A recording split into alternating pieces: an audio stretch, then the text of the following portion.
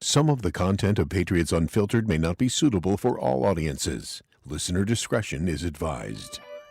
The world's original podcast. Welcome to Patriots Unfiltered.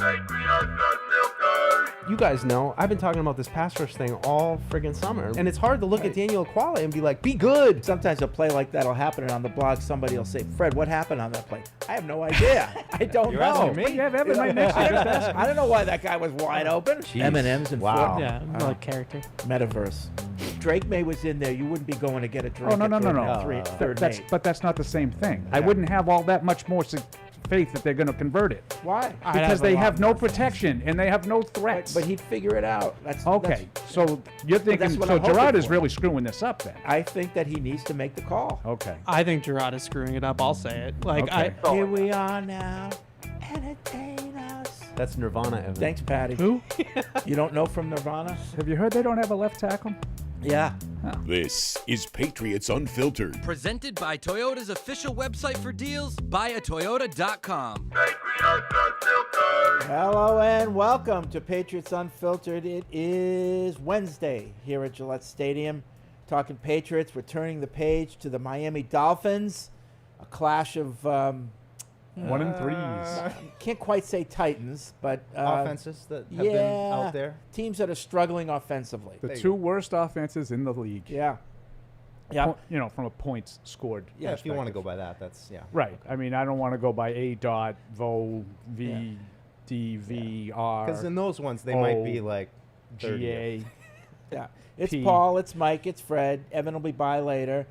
Mike will be leaving soon because he's got to go to the locker room. But Yeah, it's nice of Mike to grace us wanted with to his come presence in. for I 10 minutes. I didn't know what's going on. I don't know what you guys are talking about. I want to Yeah. make sure we keep it on topic. Sure. Yeah. Well, today, Gerard Mayo spoke his Wednesday press conference, which kind of historically talks about the next team and so on. But Didn't get any he of had that. some- No, yeah, he I didn't. was going to say he had some other things to say. Mike, what Yeah. are your Yeah, takeaways? David Andrews is the headline for today, and it sounds like Ian Rappaport reported, and now Mayo pretty much confirmed that David Andrews will be going on IR. Seems like his season will be over. So huge blow. I mean, another huge blow to an offensive line that's already been really suffering tons of injuries, and this is maybe the worst one. I mean, we talked about having David Andrews in there was a nice piece that you were hoping when Drake May does get in there that you have a veteran that can really help him. And now it's Nick Leverett. I thought he did okay, certainly better than I thought he did in the summer when he played this weekend against the 49ers. But, another captain, David Andrews, we all know what he means to the team. It's a huge loss, and one they're going to, again, have to scramble and try to figure out how to replace him. Yeah, that was a tough blow. Then you listen to Jacoby Brissett and Dietrich Wise talk about, his presence just, in the locker room. And Brissett actually said that was one of the reasons, that one of the things that really made it attractive to come back here was his relationship with David. So been a good captain, good leader for a long time, and played through a lot. I'm hoping that, because there was a report this morning, Mark Daniels had a report this morning that said that he had options. It was, he could have surgery, which would likely end his season, but, would put him in line to come back in 25 or try to play through it, which would absolutely jeopardize the 25 season because it's putting surgery off. Right. So I'm hoping that his decision was to have the surgery now to sort of, get ready and come back next year. I hope that's not the last we've seen of him. Yeah. Let's put it that way. Yeah. But we don't know yet. No. No, I mean, I definitely... Just know that he's going on IR probably later today, according to Gerard. Regardless, I would put that as a high-level need for next year, even if you're expecting David Andrews. I don't know how they feel about Jake Andrews. He got in a little bit end of last year as a guard, was okay, but I think they need to have a long-term plan for that position. They've drafted a lot of guards recently, but none of those guys really snap. That's why they're a little bit scrambling right now. So Yeah. I think it's a need that they'll have to address and think about the future with the center position. Yeah. I And then- mean, it's a need that I think can be addressed mid-draft. Oh yeah, even it's not even later in the draft. Yeah, and then maybe like Mike brought up Jake Andrews, and we've had a lot of listeners bring up Cole Strange. I'm not saying that that's a viable option or not, but it might be just another possibility. Yep. Kendrick, in addition to that, yes, Kendrick Bourne Fred. practicing. And he said And the other two. Taki and Yeah. Mapu as well. So All three. So a little bit of reinforcements. I think with Duggar, we don't know about Duggar. The reports right now, according to Karen Gregan, he's going to miss some time. So it's a 3-week window on Duggar. Hard to say he's going to step right in and be able to offset the loss of Duggar here right out of the gate. But good to get him there into the mix. Good to get Taki into the mix, and Bourne I think can bring a little juice to the receiver room. I think there's a spot for him.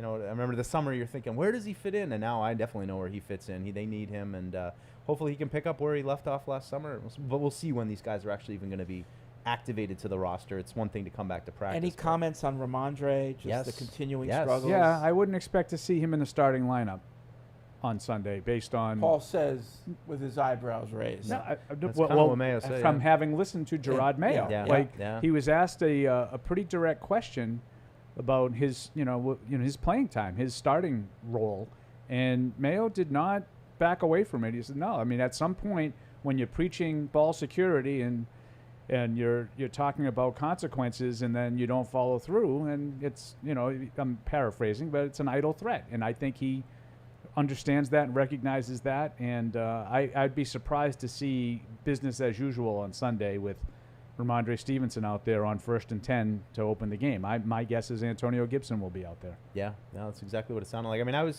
that kind of impressed me that he was just up front like that, and that totally rang true. You can't say this, and then, except for Ramondre, he's too important. He's not no consequences. So maybe a chance for Antonio Gibson. Maybe we'll go talk to him here in a minute. Yeah. Hasty got a little bit of action, too. He had a couple of carries the other day, too. He's kind of shifty. I just think Gibson's a guy, and I'm not telling you, he might be one of those utility players in baseball. Yeah. Jeff Fry. When you try to make him the guy. Yeah, you want to make him the centerpiece of your running game, and maybe the production drops Spike a little Owen. bit. But if you just go by the first quarter of the season, his production per touch has been really good. Yeah. So I want to see a little bit more of him. See if he can handle a little bit bigger load. Yeah. Yeah, I mean, I'm afraid though when he becomes the main guy, that's that what I just production said. goes down. I literally just said that. I know. Jeff Fry, the old Jeff Fry team. But it hurts. Ramondre, when he's not fumbling the ball, has been productive, and he's making guys miss. He's running hard. See, he was the first 2 weeks. Yeah. I thought he had a good game last week, except for You thought the he had a fumble. good game Sunday? Yeah. He did nothing Sunday. I thought he did. He had one run for 13 yards. He averaged less than 2 yards a carry otherwise. I thought he ran hard. He had 40 yards, Fred. And he would have had less if he hadn't been breaking tackles. Wow. Yeah. I see him as... I say this a lot, usually 2 or 3 times a season. I wish Fred was like my coach or my teacher in school. It's a very low bar. I have my eye test says he's the best running back on this team.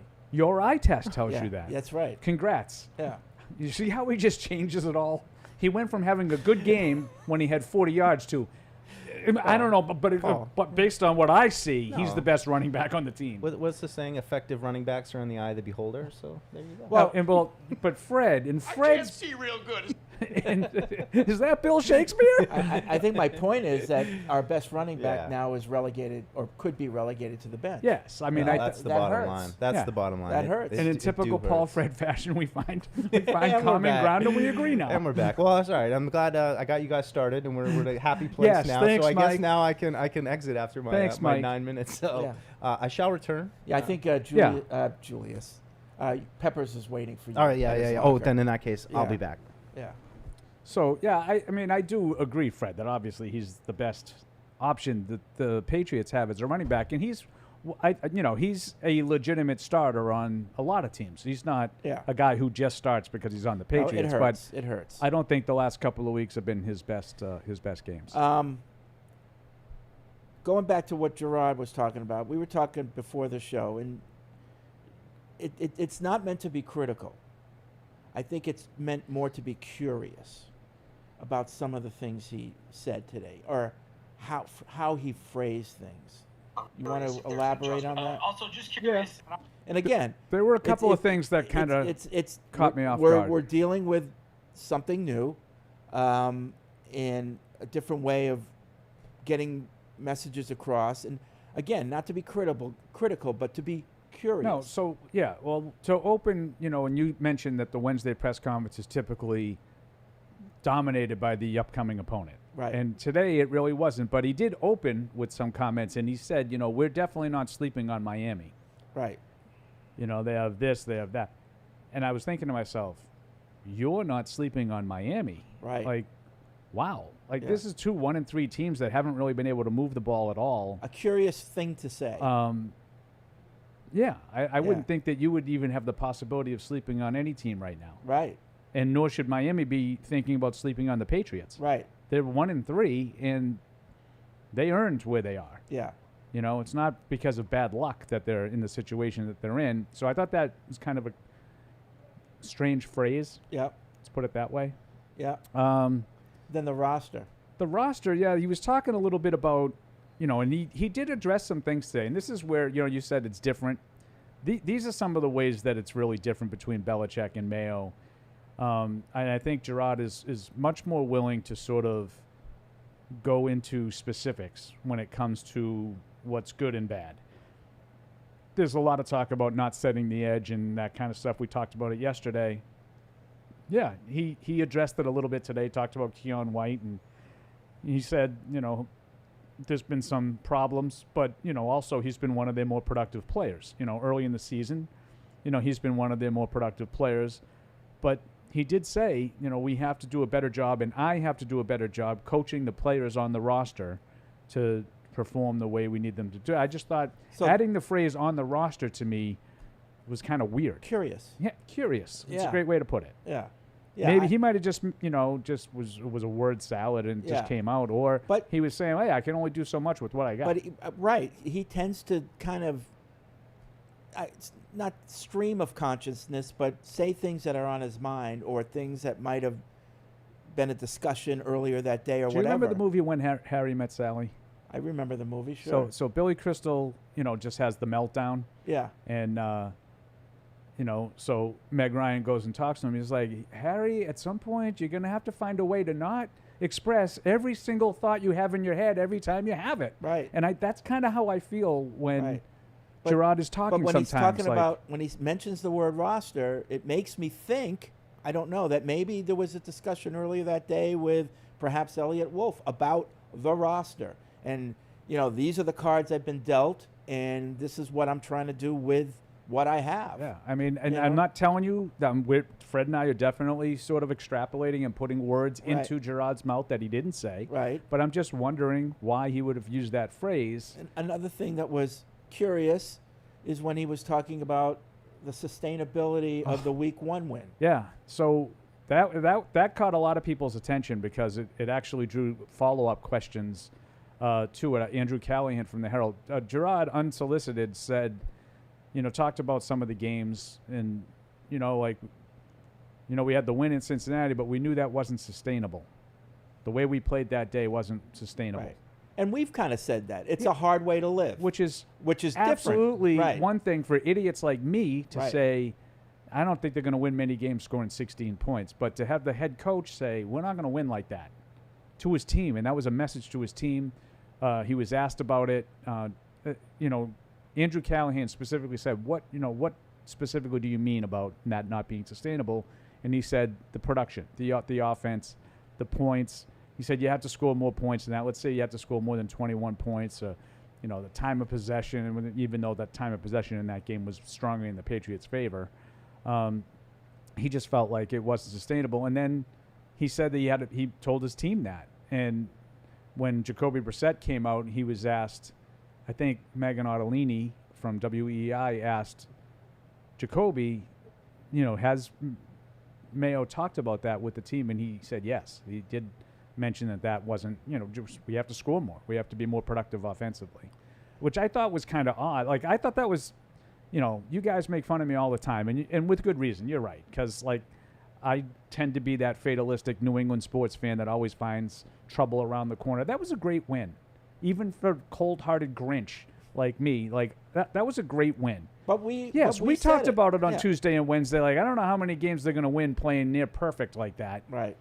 But I just didn't think that was necessarily the time to say, oh, But- guys, don't get too excited. That's not sustainable. Is another thing to be taken or gleaned from that is door open, Drake May, it's your game now. Like, is he setting the stage for, like, if we're not productive this week, next week we're going to see Drake May. And that's why he told the team after the Cincinnati Well, game he's just that it wasn't sustainable. He's getting the point across. Our offensive production has to increase. Let me ask you this. So we can, And I'm going to do what it takes. We to kind make of that got happen. everybody caught up here, like with Yeah. kind of some of the details of the day so far. Do you think, and we don't have any way of knowing, so Yeah. there's no right or wrong answer. Do you think Gerard wants to play Drake May right now? Yes. I do too. Yeah. I do. I do too. Yeah. I think that if it were up to him, solely up to him, Well, I think it is I up think to he'd be him. playing. But I think it is up to him. But I think as of now, he's deferring to the people that he's kind of put in charge of the offense, which, sometimes a good leader does. But at some point, he's going to say, "Okay, it's time. I'm taking the reins here, and we're going to put in the kid." I think it's his call, and I think right now he's still listening to whether it's Alex Van Pelt or Ben McAdoo or whoever else it is. I don't think it's as much Elliott Wolf, but it could be. But I think he's looking at the people that he's put in charge of the offense for their advice, as he should. That's you give someone a job and let them do their job, but at some point he's going to have to say enough. We're putting in Drake May. And I think at that point it will be his call. Yeah, I understand what you're saying, and I largely agree with you. I do think that he wants to play him, and that's why when you said maybe opening the door, like at one of these weeks is going to be the final week. Like Yeah. I mean, I know that sounds stupid, but like I mean one of these weeks when they're not productive. Yeah. And that's a good. You generally do a good job. Sometimes I tease you for it, for like finding things within a press conference, but you generally do a good job of reading between the lines. And I'm being dead serious. Yeah. And I think that you might have just hit on something as to why he would have used that sustainability line now. Exactly. He wasn't Yeah, prompted. I'm giving you credit. You're Right. looking at me like I'm mocking you. I'm not mocking you. Okay. Because I think you are good at, like, I say this to Felger and Maz all the time on my show. Yeah. Mike especially is really good at, Making things up. well, but that are not necessarily made up. But like things that when I listen to these press conferences, I don't always hear the same way. Yeah. And then you listen again and you're like, you know what? I think he might be right. I didn't think of the sustainability thing at all in the way you just said it. And as you said it, I was like, I do think Gerard wants to play Drake sooner than later. Maybe he's trying to say, even if we win Sunday Yeah. against the team that can't get out of its own way lately, If we don't with produce, a fourth-string quarterback, if we win 13-9, which is what I'm predicting, Yep. that's still not good enough for me. Right. Not sustainable. So I kind of like your theory. Okay.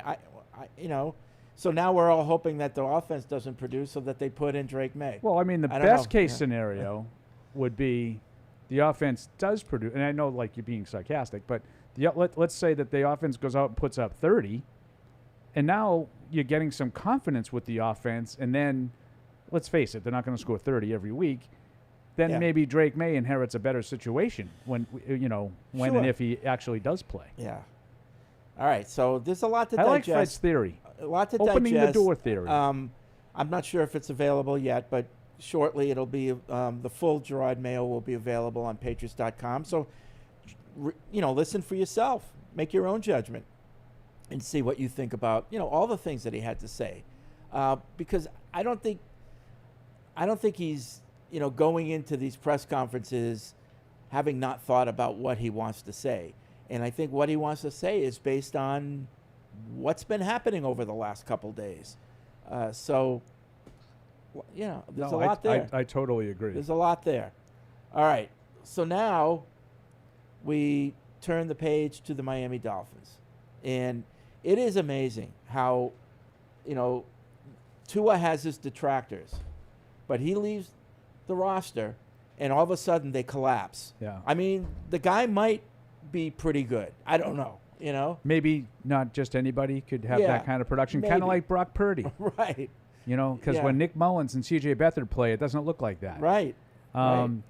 So I would say, yeah, I don't put Tua in the elite category by any means. He's not with Mahomes and Josh Allen and those guys. But I think it's a pretty unique offense, and I think he runs it pretty well. And I think that's the biggest part that's lacking right now is there's a lot of stuff that I think goes on. There's a lot of eye candy, as everyone likes to call it, with the motions and the fakes and the play actions. It's a little bit more than just a typical straight ahead Yeah. West Coast offense like San Francisco runs or whatever. And it doesn't look the same. They can't run them. Did you watch any of them trying to run the ball No, the other I night? was sleeping. Watching Achane try to run the other night was painful. Yeah. Like they couldn't get him any room at all. And this is an explosive guy. So I think if Miami's offense is putting up 20 plus points in this game, then there's some serious issues on defense because Oh, yeah. that team, I know they have some talent. And I think I made the comment yesterday. Anytime the Miami offense is on the field, the two best players in the game are going to be on the field. Right. And I believe that. Yeah. Hill and Waddle are the two best players that will be out there For both on teams. Sunday. Yeah. But they haven't been able to do anything. Now, maybe with a week under his belt, Huntley is that much better this week Listen, and we get I've compared surprised. Tua it to Drew Brees.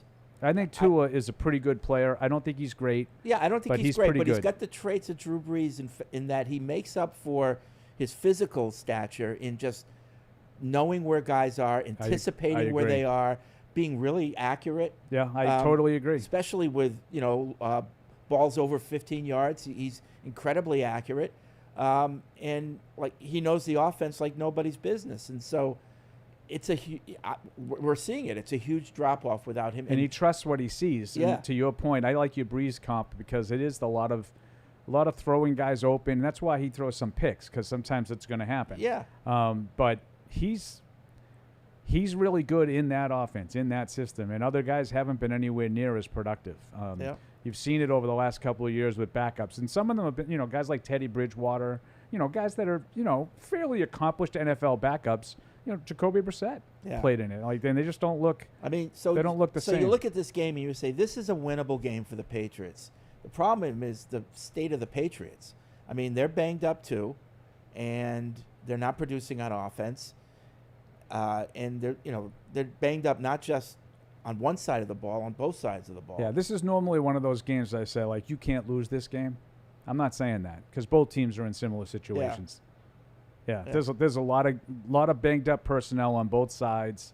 I think at home you should probably win, but this is not a game I'm expecting to be a laugher. If Miami shows up to play, then I think this game is going to be a really difficult game. Obviously, the Patriots' record overall over the last few years hasn't been good, but at home it's been terrible.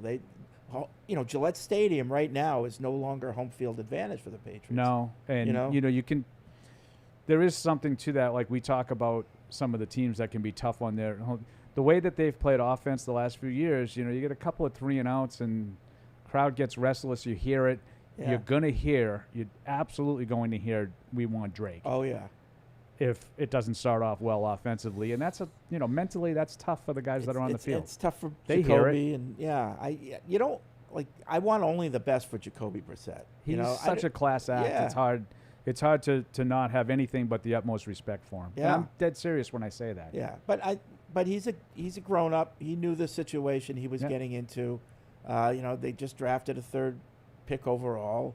It's only a matter of time, but I think the time is now.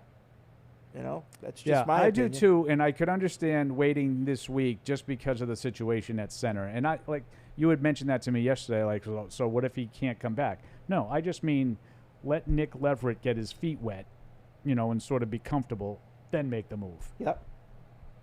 I wanted to read this email on the TPX hotline. This is from Fraser. Crane? Yeah, Fraser Crane. Fraser. loves listening to the show. However, he's struggling to listen to everyone these days. I know you have lived and breathed football your whole life, and I haven't, so I would always defer to your knowledge on football matters. But the issue of playing Drake May seems to me to be one of common sense, and I think you guys have lost all connection to yours. Okay. It's a matter of what is best for the long-term future of the team and probability of outcomes. We have an all-time bad offensive line. That is not a doubt. So if we are honest, what is the probability of the following outcomes if we play Drake now or soon, as you guys are advocating? 1, very serious injury, and this is Frazier saying 25%. Mental Stop. Okay. That's wrong. Okay. So you're saying there's a 1 in 4 chance that he will be seriously injured. Yes, that's what he's saying. Like to impact his career. Yep. Like how many serious injuries have you seen that have impacted a career? For a quarterback? For a player. Yeah, they miss a season maybe. Yeah, that doesn't count to me. Oh, it doesn't? No. Okay. Like Anthony Richardson. Right. That's Like- an example. No. Joe he got Burrow. hurt. He got Yeah, hurt. Right. Joe Burrow, he tore his ACL. Right. Came back the next year, he was fine. Right. Right. I'm talking about derailed his career Yep. because of an injury he suffered because he played too soon. Yep. But I'm looking for. I want to know the 1 out of 4 yep. chance for that. So I wholeheartedly push okay. back on that. So that's his first point. Number 2, mental setback / loss of confidence, a la Mac Jones, 35%. I think that's a possibility. I don't know. I think that sounds high to me, but Okay. But that's that one. I'm with Frazier. He gets on that by, one. and we end up with the same record as we would with Jacoby. I'd say 35%. I think that's a possibility. Yeah. 4, he does a bit better than Jacoby, and we win 5 games rather than 2 or 3, 5%. I don't know about how many wins, but I think he'll do better than Jacoby Brissett because I think he's a better player than Jacoby. He runs Brissett. the table, and we make the playoffs 0%. Okay? I agree with that. I do too. You guys can disagree with my probabilities if you want, but I think you would be doing so only to justify your current point of view that Drake should play. So the only benefit of playing Drake now is to start his development quicker. I understand that point. But you guys are seriously willing to take on about a 60% risk that he is seriously injured or mentally damaged in order to get that marginal benefit. I think that's nuts. He's meant to be our quarterback for 10 years, so taking that risk in year 1 is crazy. Yeah. So I would just like the only thing I would push back on here is the injury part. Like tearing his ACL to me is not a serious impediment for his career. Like we don't want it, obviously. First of all, I don't think there's a 1 in 4 chance that guys get hurt. Period. Like I don't think that you have to get hurt if you play. Like Yep. Jacoby Brissett hasn't gotten a serious injury and he's gotten the stuffing knocked out of him every week. Yep. So you don't have to get hurt if you play. Right. But I also would just push back on the serious injury. Like a serious injury is the 2 concussions that could be career ending. Yeah. Like that might happen to Tua. But I don't think it happened to Anthony Richardson last year. Like are the Colts that much worse off because he played last year? If he didn't play at all last year, do you think he'd be further along right now Right. than he is? No. He got Right. hurt. Big deal. Yep. Like it's a risk. Like guys get hurt. So Frazier ends it by saying, who cares about this year? Let's tank. There is no discernible difference between 2-15 and 5-12. So let's take the 2-15 record, pick in the top 2, and stack up with O-line on the first 2 days. This rebuild is going to take another 2 drafts in a very good free agency market. So I understand what he's saying, but I want the progress and the learning by playing to start now. It's that simple. We a lot of people, we don't talk about it a lot, but money comes into play here. You want to know in 2 or 3 years if you've got the guy, Yeah. so that you can make that economic decision of whether to extend him early and get that out of the way before he starts to get close to free agent or that fourth. All of that's. I think Yeah. all of that stuff factors in. I just would say that you wrapped up Frazier's email. So I would say to Frazier that I think Frazier makes a lot of really, really good points. I do, and this is where like I say this all the time. Just because we don't agree doesn't mean we have to be dismissed. I think everything he said makes perfect sense. It's a really well thought out email, and it's where I think a lot of people fall right now. It's where Mike Felger is 1,000% in your camp. Yeah. Of all people, the king of irrationality. That's exactly where he thinks. I just don't think that it has to be all or nothing. Yep. And that's only where we would separate a little bit. This has nothing to do with any thoughts of like making a playoff run or trying to improve things. I'm like Fred. I want to find out about the guy a little bit. What do you this think year, not next year? What do you think about this theory as to what Elliott Wolf and Gerard Mayo might be thinking? That our team stinks right now. We're not a good football team. That was another part of the press conference that kind of took me aback. We don't want any of that stink on Drake May right now. Gerard said, we knew coming into the season we were going to take our lumps, and we knew there wasn't going to be. Like, it just was kind of striking to hear me listen to a coach kind of openly admit that he knew they weren't going to be very good. But let's, for now, disassociate Drake May from the stink. What do you think about that? I don't like it. Okay. Yeah. I don't like it. So like when you look back on this terrible season, Drake May wasn't part of it.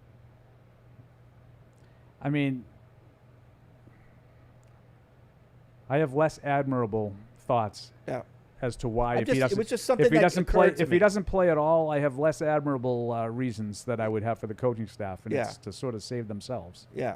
The longer they go without playing them, the less it's an indictment on them. Yeah. We have hope. Right. We're going to dangle hope as long as we can. Yeah. Once he plays, you kind of got to go by how he looks. Yeah. You know. So that's just something I was thinking. Those are coming in at podcast@patriots.com. You can still use web radio, but if you the proper email now is podcast@patriots.com. I'm told, and of course we have the TPX hotline now. So none of this is easy. But you know what is easy? Bud Light. It's easy to drink. It's easy to enjoy. Bud Light is the official beer sponsor of the New England Patriots. And you know what? It's foliage time. So guess who's back as one of our sponsors? VisitMA.com. Massachusetts, it's made for everyone. For leaf peepers, corn maze strollers, regatta lovers, and any other that you can think of. Come to where there's something for everyone this fall, Massachusetts, where everything is made possible. Plan your trip at visitma.com. So, welcome back, visitma.com. Let's get over to the TPX hotline where we have some callers hanging on. We've got Ray from Washington State calling in. What's up, Ray? Okay, guys, thanks for taking my call. You kind of touched on the first point I had. A 13-6 win is not going to be enough, I think, for Jacoby to keep his job. But my question is, how about a 3-3 halftime score? Would Nate get the chance then? And my second comment is, the game against San Francisco Sunday, sideline shots to May look like a very frustrated young man. Has anybody have any feedback to how his locker room status is with the team? And I'll take your comments up. Wait, whose locker room status? Drake May. He looked very disgruntled on Sunday. I didn't see that. And how is he doing in the locker room with the players? Fine, absolutely fine. He seems better. I mean, he seems in my Ray. interaction in the locker room. Just observationally, Friday was the last time I was in the locker room. I obviously wasn't there Sunday post game to comment on Ray's specific question about how he looked in the game. I see a lot of guys interacting with him a lot. He seems, he doesn't look like he has too many bad days. Yeah, Drake May is he's a happy kid. Drake May's fine. And yes, I call him a kid. He's that much younger than me. I saw him on Saturday before the game, hanging out with his teammates, playing cards. He seems fine. I want to get to something, but before that, I want to address the first part of Ray's question about putting May in if there's low production at halftime. I don't want to do that either because I want him to go in having prepared for the team for the whole week and getting all the reps. And I assume that won't be the case this week. Yeah, I don't think, to your point, I'm with you 100%. I think that if he plays on Sunday, the outcome will have been decided. I can't see them putting him in a close game at like half. 3-0. Unless it's an injury. Right. And that is strongly in play. That might be how it happens. Yeah.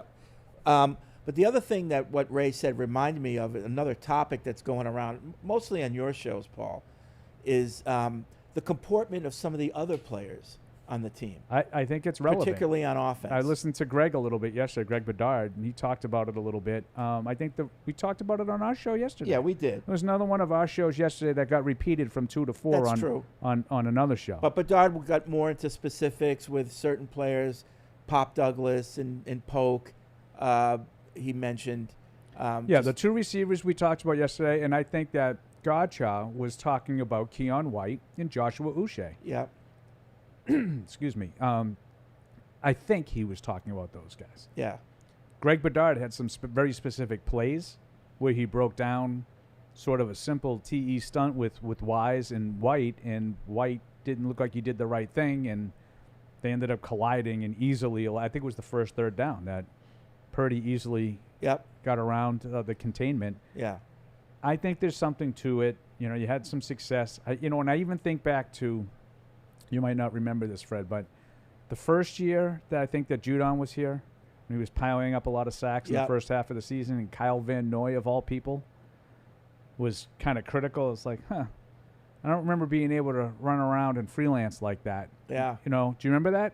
Yeah. When we were there, and so I do wonder if maybe there's been some, liberties taken defensively, and sometimes like in the case of Judon, it's led to a lot of production. Yeah.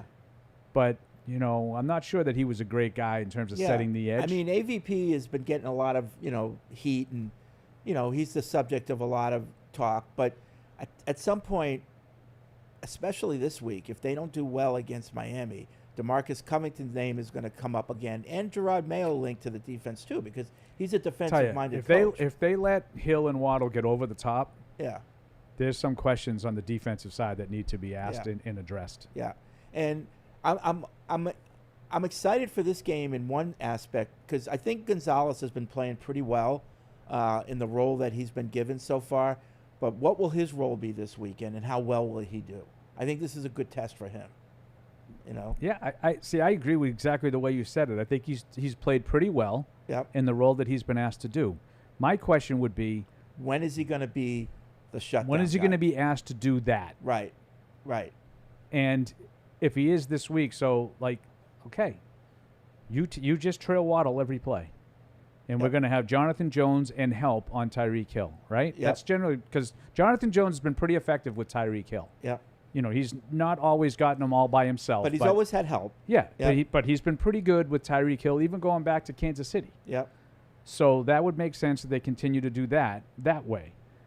So we're going to play more man coverage this week. Can you not do that because Tyler Huntley likes to run? Do you not want to be always in man and give him some escape routes, especially with some of the problems that you've had containing quarterbacks in the pocket? I think there's different ways to go, different avenues. Let's get back to the TPX hotline. Todd's in North Carolina. Hey, Todd. Hey, guys. How are you doing? I was listening that, Fred likes Tua's balls, and he likes other guys' balls. And the last time he liked any balls here was, I think it was Brady's. And then again, he did give Brady a kiss. So I know you're all waiting for the QB to get in there, but what can we do to help him? If he gets in there, is there anything we can do, like move the pocket around or do something that these guys could block, make it easier to pass block, or is he just going to have to take his lumps like Jacoby's been? I mean, it's a good question, Todd. What can you do to help Drake May? And I know what we're all thinking. What can we do to help Drake May, considering the state of the offensive line? I'm not sure that they're not already doing that with Jacoby Brissett, but he's just not taking advantage of it. Of course, the first thing is you can do max protect. You can bring in an extra lineman, which they do. You can have plays that get the ball out of the quarterback's hands quickly, which I think they're trying to do, but Jacoby maybe just doesn't do it. I think they started the game doing it, and they had like the little sprint out to the right. It's hard when this is what I was sort of talking about. Like, I think because there's no threat to get over the top, you're able to just let those passes be completed and tackled. And if it's 3rd and 4, maybe some of those are resulting in first downs. But if it's 3rd and 10, for the most part, they're not. And you can only get it out so fast if it's really a manageable situation. I think that there's been too many long yardage situations, and they're not built to convert those. Yeah. But I agree with everything you said. There's definite things that they did in terms of chipping and, keeping an extra tight end in even. They just have to play better. And listen, the thing about Drake May is we've seen it already in preseason, and we certainly saw it from the tape in North Carolina. He's not afraid to run. And, there'll be times where... He ran when he played mop-up Yeah. against the Jets. He ran a couple of times. There'll be times where everything's covered, but there's some green pastures, and he's going to run for 15 yards. Yep. And if you're starting at the 30, now you're at midfield. So... Don't do the math. Yeah. No, I agree. And more, I think more importantly, or, hopefully some of those I see greener pastures, I'm going to extend a play and then hit one. Yep. Be able to get something, that wasn't necessarily dialed up, wasn't the way we drew it up, but, all of a sudden we get a 50-yard chunk play because I talked about yesterday, I just don't think they're good enough to put together a lot of double-digit play drives. Yep. But anybody can hit one or two big plays and put some points on the board that way. And if I'm, AVP and I'm coaching up Drake, I'm showing him tape of not when Tom Brady completed passes. I'm showing him tape to when he threw it away and said, this play's done. I'm getting rid of the ball, because that's self-preservation, and that's fine. Live to play another play. Don't try to be the hero all the time. Know when, to call it quits. No one did that better than Brady. Sometimes he did it out of anger because people just didn't do the right thing. It is a little different, too, Yeah. because Brady could never have the threat of making a play with his legs either. Right. And this guy does. It's a He lot does, of what he does. But, when things are closing in, don't try to be the hero and get the ball knocked loose and all that stuff, because turnovers are what's going to kill you. Yep, I agree. Dennis is in Hawaii. What's up, Dennis? Hello. Hey, surf's up. Just dropped Hey. his phone in a volcano. Hey.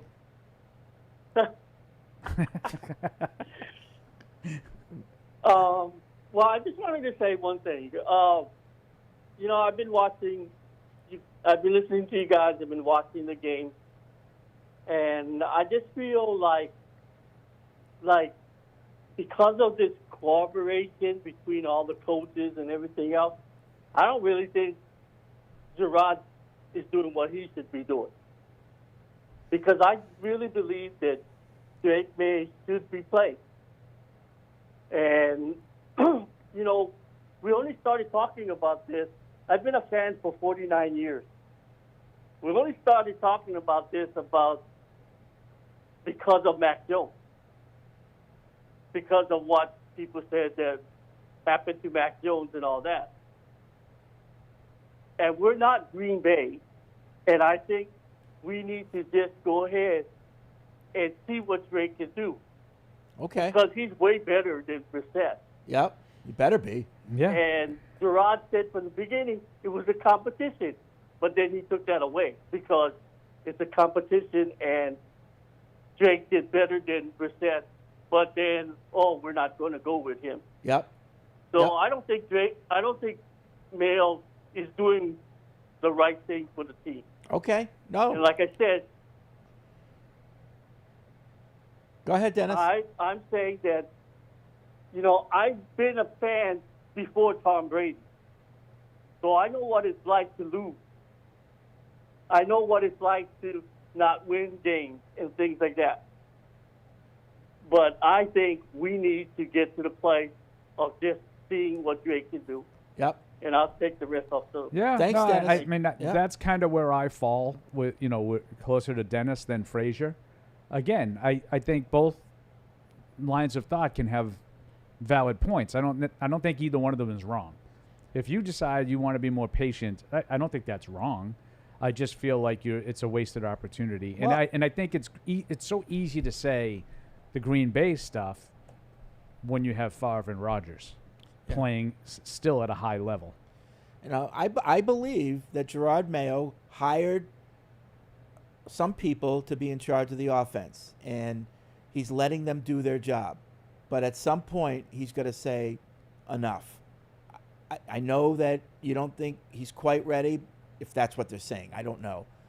But whatever the reason is that they're telling him it's not time for May, he just says, I'm taking this And again, decision out of your hands. This all has to operate under the premise that they think that he is progressing in practice and ready to go. And listen, if Gerard Mayo is smart, he's sitting in on some of these meetings and he's listening himself, and so that he can make his own opinion. But I believe ultimately it is Gerard Mayo's call. Dennis is right. He's got to be the person, and he's got to do what's right for the team. And Paul and I believe what's right for the team right now is to play May, and we'll see eventually if Gerard agrees with that. But as we say that, what's right for the team right now is to turn to Mike Dussault, who just came from the locker room. Smell a little bit like Ben Gay. Yeah. You've been in the locker room.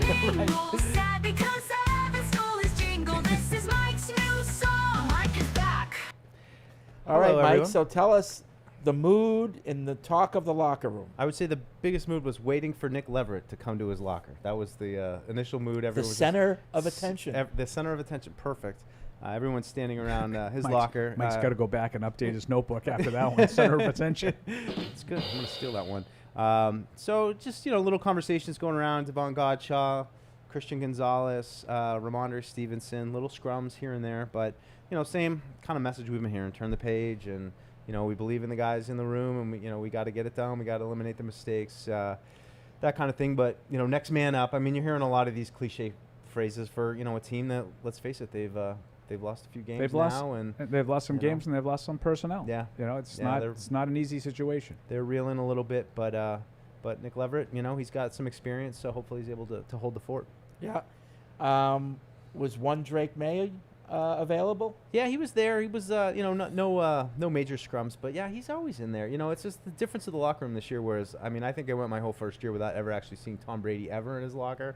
And now it's pretty consistent. You see Drake and Jacoby there, and pretty much the whole team. They're all getting ready for practice. So I had mentioned, Mike, that in my I'm not. I'd say maybe one out of the 3 open locker rooms I've been in so far, whereas you're at all of them. Do you feel like Drake May is always very positive and seems like he's chipper and interacting with his teammates? Because in my experience, he has been. I see a lot of interaction with his teammates and a lot of joking, a lot of laughing. Yeah, he seems like it. I wouldn't say anything really stood out to me today. He was just kind of, getting in his towel, taking a shower, coming back out, getting ready. Someone had brought up that he looked like he was upset on the sideline in the game and is wondering about his place in the locker room. And I said, I haven't really seen any of that. I haven't seen any of that, and no vibe from him in the locker room that was, it was bad. Seemed like, same old Drake. They're all just very approachable now, which is just the biggest departure. I think for me, it was always, rookies were off limits, and the locker room was always very sparse anyway. Yeah. So now it's all about the time. You know that, right? Oh yeah. This is 100. The way the locker room is right now is the way the locker room was for 10 years. It's great. It's not necessarily. Now, some of it is. Some of it is these guys feel more comfortable speaking to the media without necessarily dealing with repercussions. Yes. But I'm talking about the amount of players in the locker room. This is how it always used to be. Yeah. When the locker room was open before practice, earlier in the day, you got a chance to see and talk to a good 90% of the roster. And then they changed it, and no one was ever in the locker room. Yeah, it wasn't necessarily like an edict. Stay out of the locker room. Don't talk to them. What about some of the offensive weapons, namely the wide receivers? Were they out there? Yeah, they were there. I saw Jalen Polk doing a little thing with Andrew Callahan. He was, doing some fun karaoke questions with him. But, yeah, they're all there. Everybody now you see just a lot of these little side conversations where, someone like Phil Perry will, just kind of sidle up next to Jacoby and, have an extended conversation with him. Our own Evan Lazar was, talking to Uche a little bit in there. So you see a lot more of those smaller conversations going on. And, I caught it as I was coming out. Andrew briefly talked to Vidarian Lowe, who said, sounds like he's going to give it a go today. He looked like he was getting ready to go out, had a big knee brace on. So not sure that is an arrow pointing towards he might play, but it might be a little bit of progress for Vidarian Lowe, which would be just at least to get some depth back, and especially at that left tackle Who's position. the locker room DJ?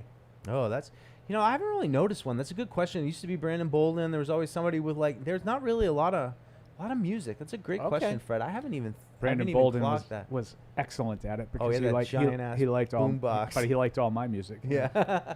He was old school. Yeah, I think it's always kind of down near the linebacker area, and I think Keon White might have the aux sometimes. I'm not sure who's going to take it from Keon White. I know he's the Friday funny guy. Yeah. Barmore. Oh no, Barmore. That's is. Barmore. Yeah. Barmore. So what does that mean? I guess it's so Barmore has to come up with some video clips every Friday that kind of loosen the mood up a little bit. And I don't know, reading some of the articles over the weekend, I guess he hasn't been doing that great of a job on it so far. Some of the guys It's kind of hard. we need it to be more funny. Yeah. Oh, it's hard. I mean, how do you please 70 What he football should players? do is enlist Plus the they're help one of and our three. social media 100%, team. 100%. And then they could help him do that. Get Sailor on that. Yeah. Shoot, dig up old pictures of teammates. That So if kinda you're stuff. listening, Christian, Yeah. we're here to help. Yeah. Produce some content for you, make it snappy and funny. So hopefully he improves. You just got to Funny. get better every week. We're gonna need funny, though. Just got to We're gonna find that need it to funny. be funny. Find the funny.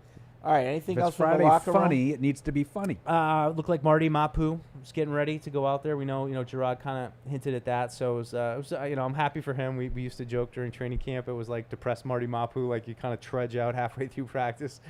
So excited for him to get back out there today. Yeah. That'd be good. I hope that's an easy transition. And you know what else is easy, Mike? What's that? Bud Light. Oh, it is. It's easy to drink. It's easy to enjoy. Bud Light, the official beer sponsor of the New England Patriots, and Bob's, our friend at Bob's Discount Furniture, have a new read. Oh, yeah. Yeah, Why don't he you read says it? this week the Patriots face off against the Miami Dolphins, and you can catch all the action right from your living room when you dare to compare with Bob's Discount Furniture. Get ready for an epic game day watch party by snagging a high-quality sectional without the high price tag when you shop Bob's selection of storage-filled pop-up sleepers, power reclining sectionals in viral modular styles, all for way less than the competition.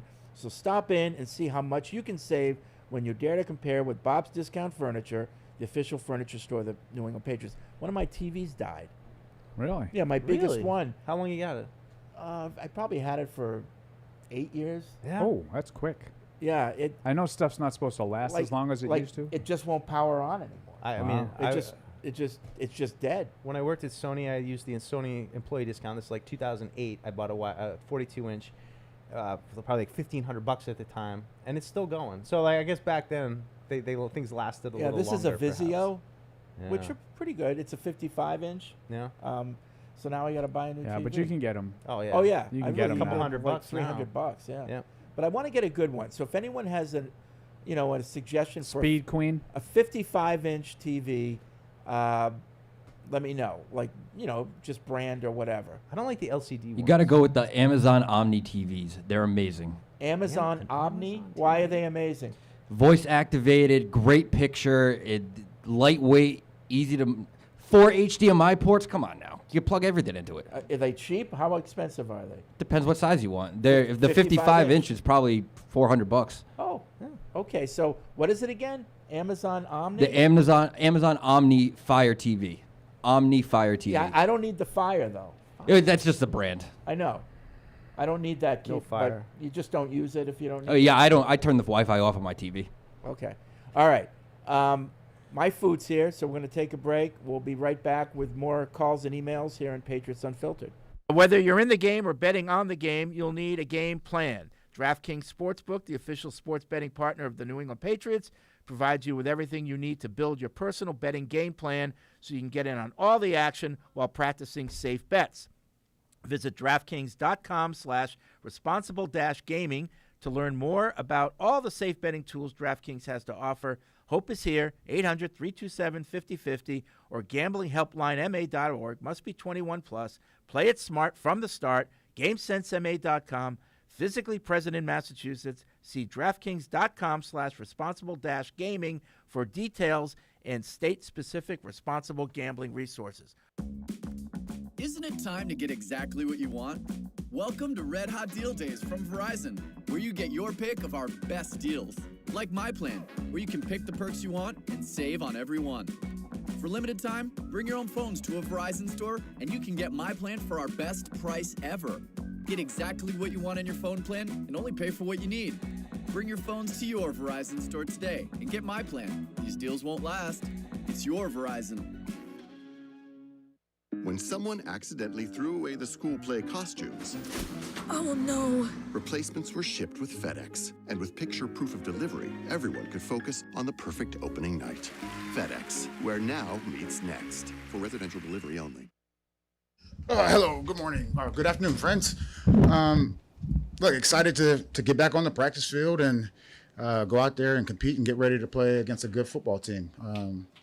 Don't want to sleep on these guys. I know they have some struggles and things like that, but this is still a very good football team with weapons across the board, offensively, defensively, and also special teams. So, like I said, excited. I think the guys, they came in today. We changed the page. We're moving forward. We understand what we have to do to win this game, and just like every week, we have those targets out there. We just have to go out there and execute and hit those targets, and that's what we fully anticipate.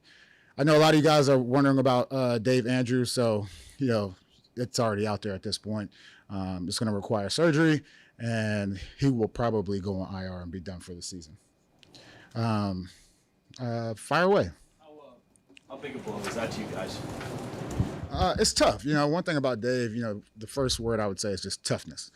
He's a guy who he's been a captain here. He has great leadership ability. He's tough. He's able to communicate across the front, and it's definitely a huge loss. With that being said, we got to, next man up. And I know that sounds very cliche, but that's the mentality. Fully expect him to still be around the building, and, maybe he'll be a future coach at some point in time, but we'll see.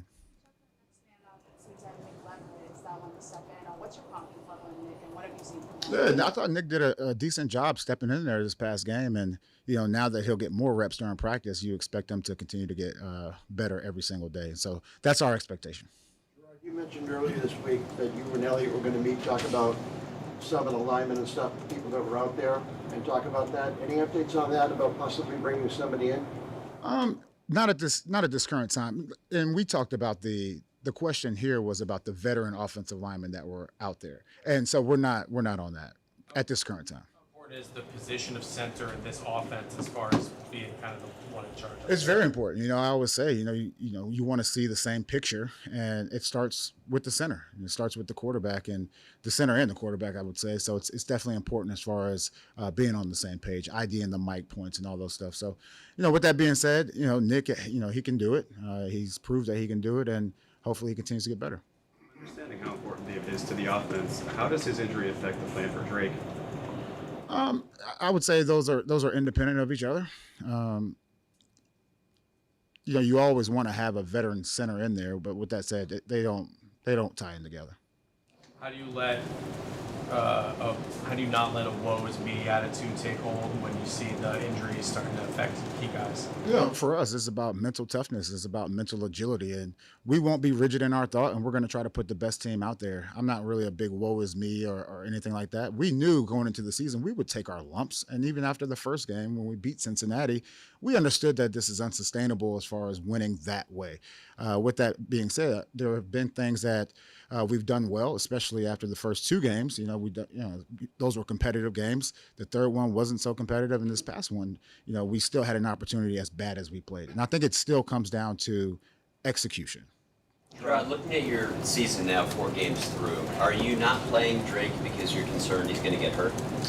I'm not really thinking about that. Look, Jacoby's our starter. He's our starting quarterback this week, and I think Jacoby has showed a lot of toughness out there. Going back, even looking at the film, there are times where an average guy would not be able to get back up, and I think he's done a good job with that. Rod, have you at all considered giving Antonio Gibson a start this weekend, given Ramondre's fumbling issues and that's definitely under consideration, and I've had multiple conversations with Ramondre.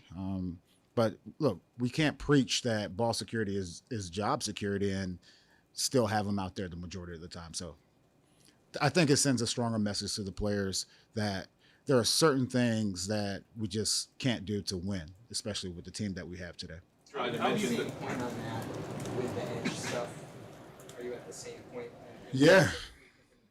Keon just on the first couple third downs there, but he doesn't always play there. That's right. He doesn't. Look, one thing I'll say about Keon, and once again, if it's I mean, if it was something that was happening on a week-to-week basis, like the fumbling with Ramondre, that's a little bit different with Keon. And I would say, as far as the edge is concerned, it's not just one person. It's been different people every single week. Look, if you were to take a snapshot, and I think it's important to remember that we are still early in the season, but Keon has been one of our most impactful players, and we look forward to his continued growth. But again, it comes down to execution. It comes down to discipline. It comes down to doing what's right for the team and not for the individual. And I would say, when you go back and look at some of those plays, you think, look, we're not good on third down. Why? It's not because we're not covering guys. It's because we're giving the quarterback a chance to get outside the pocket. And I think we just need to play better as a team and not as individuals for us to have a good chance at winning games. Does that surprise you, Gerard, the lack of execution maybe on the defensive side of the ball, where you're coming from with what you've seen so far, especially in the last couple of games as a team? Yeah, as a team. And look, I take 100% accountability for that. Like, it's my job to get these guys on the roster ready to go out there and play at a high level. And the last couple of weeks, we just have not done that. So I'll take that one. Gerard, you described. And now, great moments in history. We're chomping at the bit, getting ready Yes. for the season. Is it champing or chomping at the bit, Eric? Chomping. That's a good question, Fred. I've always heard Chomp. it as chomping, but it's spelled champing. So I don't know. I really don't know which one is accurate. I think it's I did not know that. Is it butt naked or buck naked? I've always wondered. No, it's a good one. I'm looking at you with a blank stare because I don't know the Great answer. one. That's a great one. I think it's buck, befuddled me. isn't it? Buck naked? Buck naked. Isn't it buck? So who's a buck? Like a buck? deer? Butt naked or Like Yeah. as in a Yeah. deer is naked and you're like a buck? But wouldn't butt naked make more sense? Ooh, It wow, would. this is a whole topic. I have it right now. This is a whole topic on Merriam-Webster.com. While both buck naked and butt naked are used to describe someone who is fully nude, buck naked is the older of the pair. Buck naked. Buck naked. But what about the champing and the chomping? That's another great moment from All right, back here on Patriots Unfiltered, 855-PATS-500 is the TPX hotline, and the email address is podcasts, plural, at patriots.com. So podcasts, plural, at patriots.com. We had some people who were unsure of that, and I can understand that. It's podcasts, as in several, at patriots.com. So, but if you do web radio at patriots.com, we'll get them as well. So don't have no fear. We're going to get your emails. But let's get to some of the calls and emails. We'll go to Mike in Puerto Rico. What's up, Mike? Doing well. How you guys doing? I didn't ask, but okay, great. Well, you said what's up, so just wanted to say I was doing well. Okay. I have to say I was super excited and super bummed to hear that you're in Campbell, because and that steakhouse is literally down the street from where I live. Oh. I could have made it to the Illuminati dinner. Yes. I'm sorry I didn't think of you, but how would I have known? No. Have you been to the worry. steakhouse? No. Beefsteak A. I'm not a big steakhouse guy, but there used to be an LB steakhouse there, and I remember going there once with like 4 people, and the bill ended up being like $1,200. Well, your neck of the woods, man. Everything is expensive in Silicon Valley. This is South Bay area. Yeah. Born and raised in Puerto Rico, but I've been in the South Bay for like 10 to 12 years now. Oh. So I went to the 2016 game, and then I went to the game on Sunday as well. Yeah. By the way, Levi Stadium, we were there in 16, I think. It's a nice stadium. I mean, it's very, it's very smartly laid out. The press box is excellent. It's very nice. It's clean, well kept. So from a technological standpoint, it should be right. It's in the a middle little of above the Silicon rest, Valley. right? But I'm just talking about, I'm sure, the club. So it's funny. Zoe called it a dump. Yeah, Mike Reese strongly pushed back and is in your camp. Yeah. Said it's really nice place to watch a game, and from a press box standpoint, very accessible. Yeah, I think Zoe was really just commenting on the outer facade of the stadium. But you know, with Zoe too, Zoe's all about tradition. Oh, I know. So we got to be in like Candlestick with like a mess, and you got to leave the press box and walk down the stands, as Mike Reese Right. talked about when he brought this up, like, because that's the way it was in the 80s. Right? Joe Montana playing in this place. It's like best uniform in football. It's like he's in the room. Yeah. No, but I mean, it's good. No, he called it a dump. I was like, how could it be a Really dump? dumb. It's like brand new. I just hope the internet worked well. Like That's what I assume said, that like, the you internet have- better work well at that place. from if not there. from a technology standpoint, you can't possibly Right. Yeah. screw that up, They right? dial up. No, I think they did a good job with this stadium. Anyway, go ahead, Mike. Sorry, Mike. So, fun fact, do you know that that stadium, the design of it, was originally meant to replace Candlestick? So the exact same design, that's why it's got that weird wall on one side of the stadium. Yeah. That was the side that was supposed to be to the mountain in Candlestick. And then when they couldn't get it approved and decided to move it then to Santa Clara, they didn't want to pay for the whole redesign of the stadium, so they used the exact same design. That's why the side is so weird. Okay. A little trivia there. I don't really know. So, I've have never you been to guys that ever thought about putting together a Bill of Rights for fans? Have we ever thought of putting on a Bill of Rights for fans? Sounds like you want to start a union. Yeah, I'm not a big fan of telling people how they should think. Yeah. I have enough of that in No, my but life. that's not what we should think, but what are our rights? Because right now, I went to this game. It was down the street. Even with that, it cost me about $500 altogether. I've already made arrangements to go to the Tennessee game and to go to the Chicago game. And all that together, tickets, travel, airfare, and stuff like that, we're in the $5K territory, if not more. And, you know, I mentioned this to you before, Fred. Like, I'm having a hard time justifying it to my significant other. Because then, like, she's like, you're getting all frustrated. Even when you go to the game, you see Drake May, he's right there. They're not even putting them in. You know, why are you doing this? And then it got me to thinking, it's like, I mean, what are our rights as far as expecting something from the organization of putting a better product out there on the field? Well, we're putting in money, we're putting in time. Sorry, Fred, go ahead. Well, you express your right by not putting in the money and time. Yeah. You know, if you're not liking what you're seeing to that extent, I totally then stop agree. spending the money. And that's how you express your point of view. Or you can call this show and that do doesn't it here. make me less of a fan? No, I don't think it does make you less of a fan. You know, like you said, not everyone's in the same situation economically or time-wise, work-wise, whatever. And, you know, sometimes the amount of money or time that you spend with your team is precious. Yeah. And if it's not satisfying you, you have a right to spend that money and time somewhere else. And that's your right. I don't think you need a piece of paper to tell you that. But I totally agree. You know, like some people might want to take a timeout right now, and because they have other things. But on the flip side, Yeah. if you want to go to the games, that doesn't mean that they need to do the things that you want them to do. No. Like, yeah, it's not. If They don't one make the doesn't relate to playoffs the in other. 5 years, you get a refund. Right. from That's not whatever how it you works. did. I agree with Fred want them to 100%. There's do. a lot of people that I think are passionate fans that never go to games. Some of them just don't really want to go to the game. They enjoy their routine.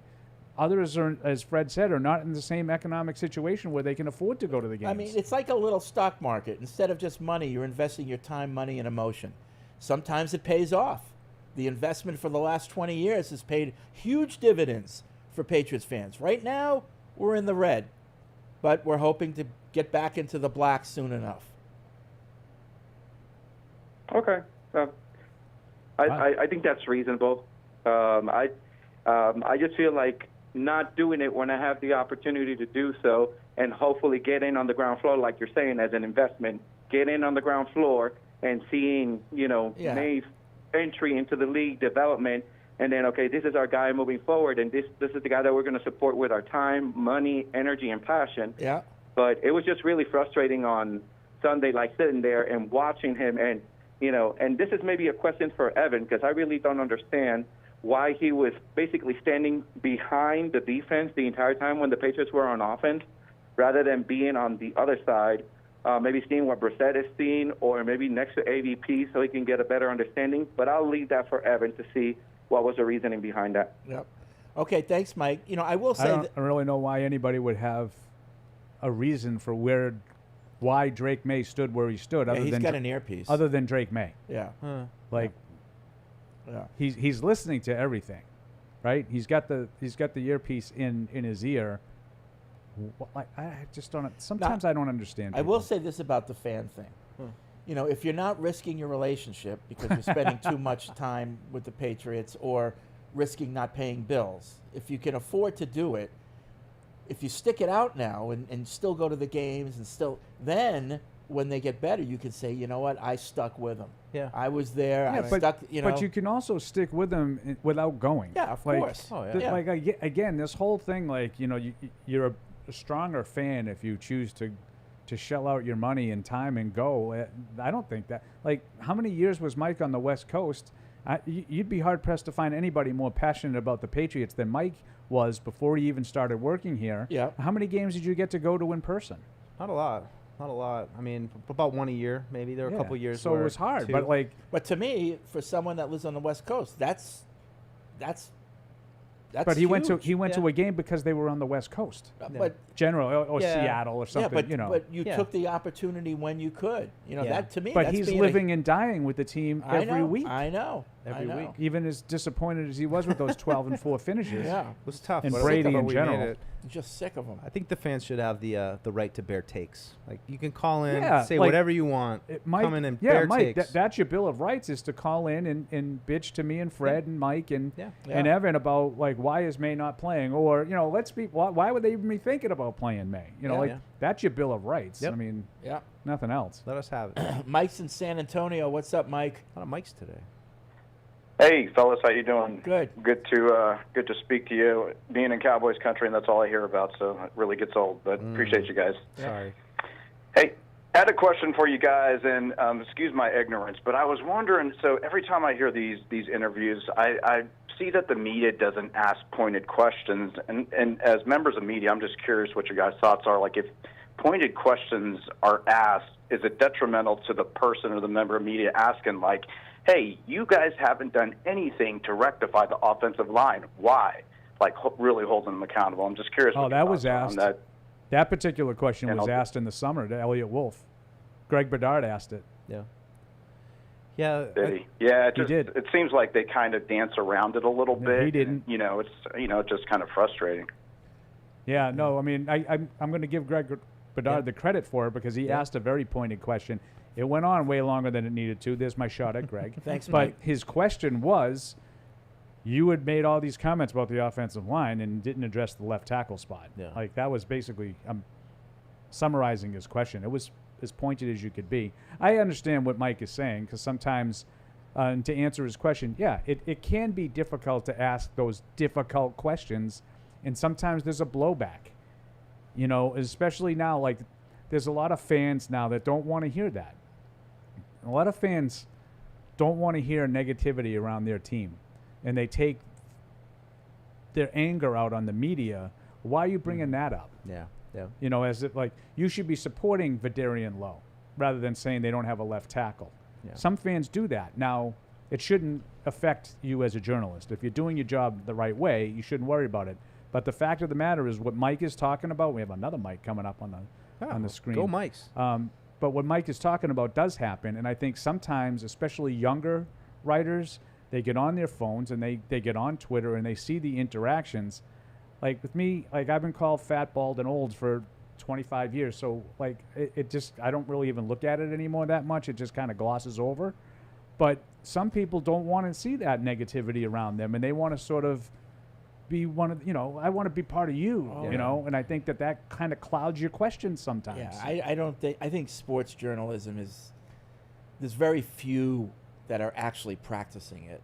I totally agree. Yeah. And I wouldn't put myself in that category anymore because I'm not covering the day-to-day Right, beat. you but work for the team.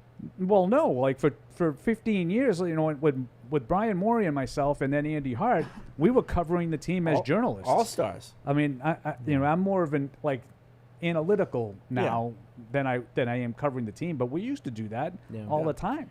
We used to ask pointed questions. Evan and I were talking a little bit about Nick Underhill, who went, you know, down to New Orleans and created his own site and is having a lot of success. And Nick had said that just there's not the volume of people covering the team. And I know New York always gets brought up as an example of a team where pointed questions get asked a lot. I'm just wondering what the other media landscapes are like around the other NFL teams, especially where I'd say most of them are probably smaller than people that cover here. Are those smaller groups better at holding their feet to the fire a little bit and asking those pointed questions, or is it like, why here? Like, you know what I mean?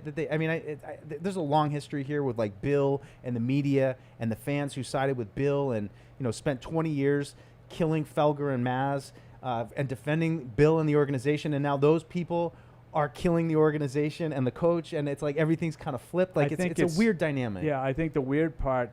And who knows? Good study, good case study. I think the weird part is because they were so successful that the negativity was drowned out and unwarranted. Right, Yeah. but there was no need for 20 years to hold anyone's feet to the fire. Yeah. Whereas in Philadelphia, in Dallas, Right. in these markets that I would consider to be really strong football media markets, obviously the Jets and Giants. Then they didn't win like that for 20 straight years, so they want to know why. When you're not winning, why are you not winning? Yeah. And those are huge media markets. Huge press corps.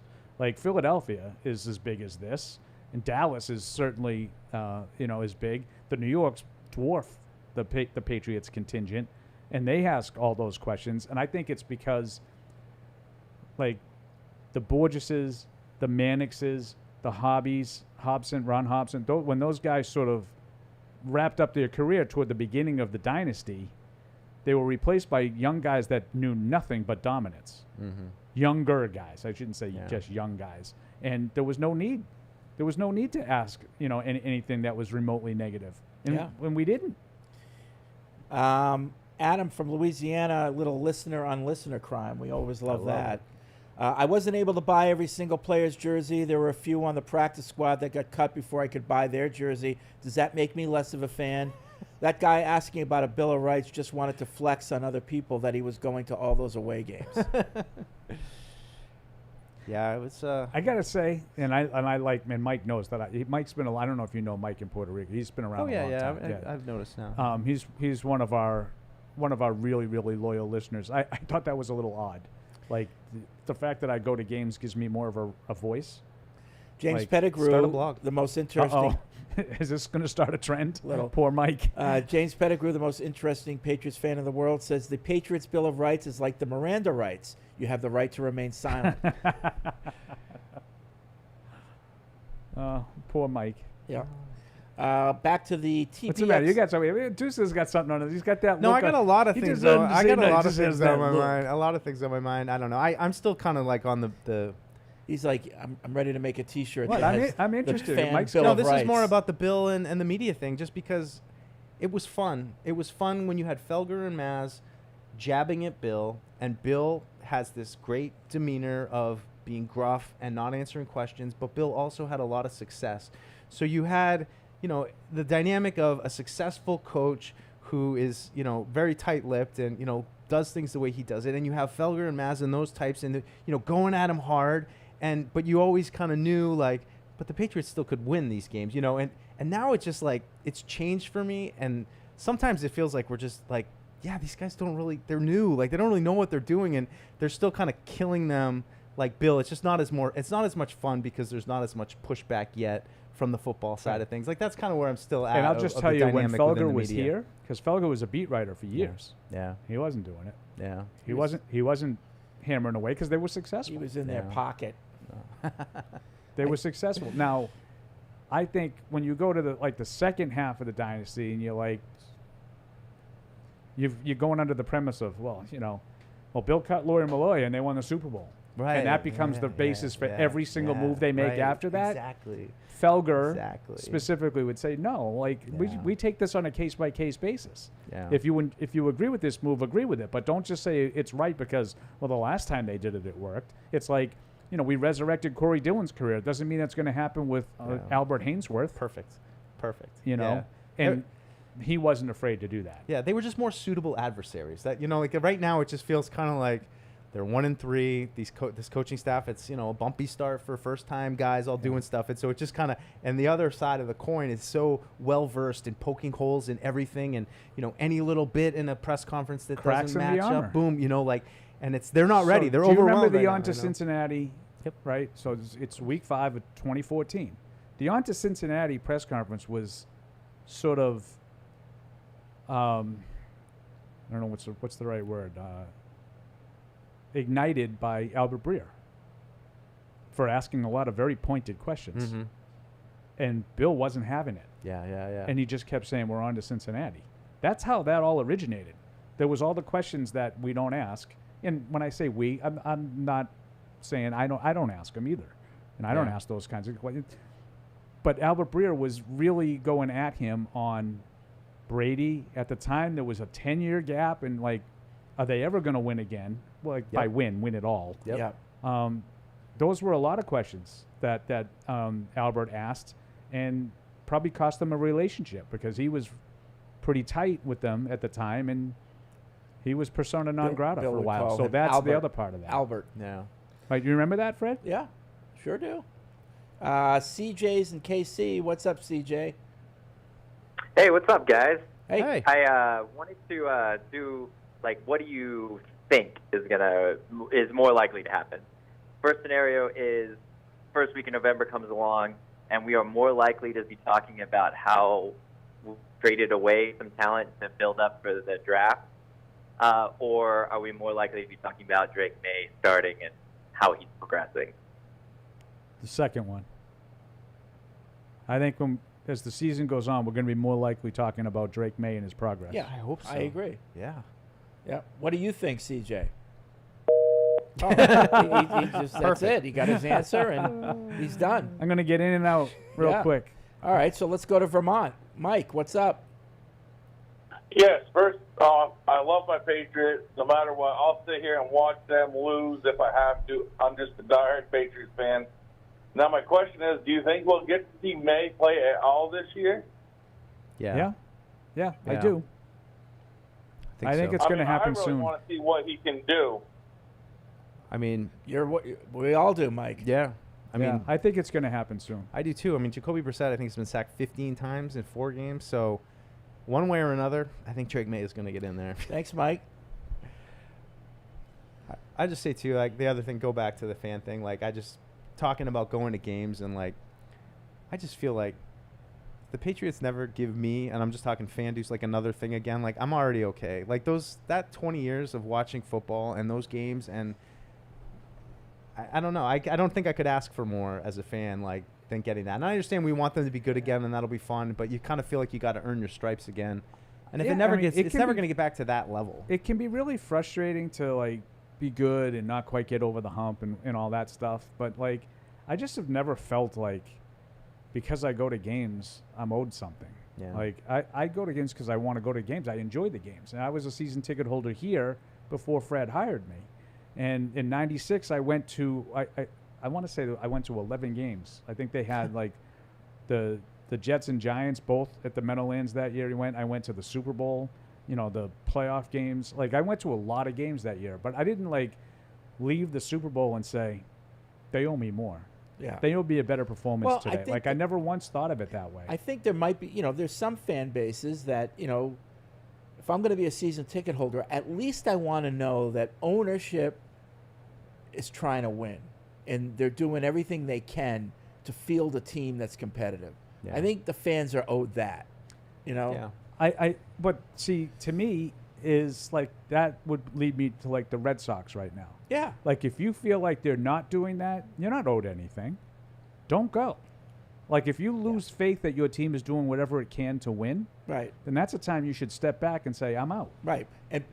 But to Mike's point, if you do that, don't feel like you're any less of a fan by doing that. And don't feel like you're owed something. Yeah. If you feel like you go and you're owed more of a commitment, then stop going. Yeah. And that was the advice that you gave Mike. It's the hard part because you can't really choose. It's I am going to be a Patriots fan no matter what. When I lived in California, there was a period of time I'm maybe I could be a Dodger fan. I'm just going to start to follow the team, try to get into a little bit. I could never get invested in another and that's team. the thing. It's why do you follow the team? Why are you a fan? No. If you're fan only to win Super Bowls, then I don't know if that's really being a fan. Like, I know a lot of people who, before the Red Sox finally broke through and won in 2004, they kind of love being a Red Sox. Part of being a Red Sox fan was that, we can't get over that hump. It's always something. But they'll always wear that cap proudly, and they love watching the team on TV.